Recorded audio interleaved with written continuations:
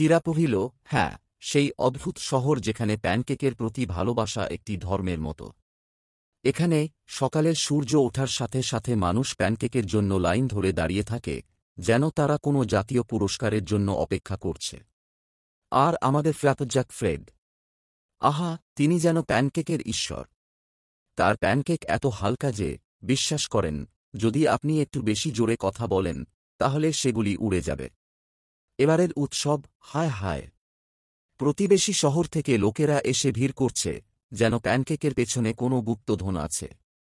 কিন্তু আমি বলি, প্যানকেকের মধ্যে কি আর কিছু আছে?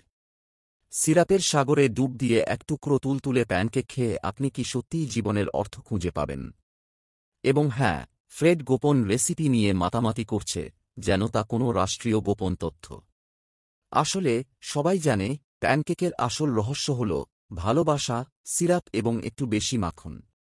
এবার দেখা যাক, এই বছর কি সত্যিই কিছু অস্বাভাবিক ঘটে, নাকি শুধু আরও কিছু সিরাপ আর প্যানকেকের অযথা উন্মাদনা।